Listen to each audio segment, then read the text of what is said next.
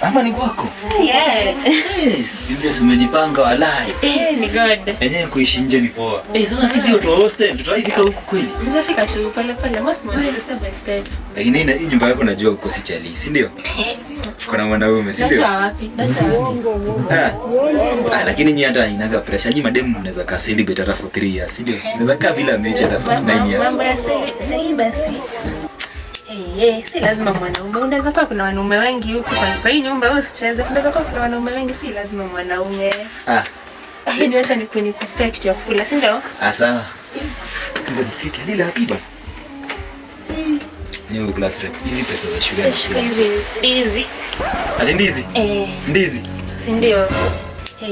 Si lazima mwanaume. Unaweza kuwa kuna wanaume wengi huku kwa hii nyumba, wewe usicheze. Kuna ndizi nyingi. Kama ni ndizi Kuna ndizi moja. Si umesema si lazima mwanaume?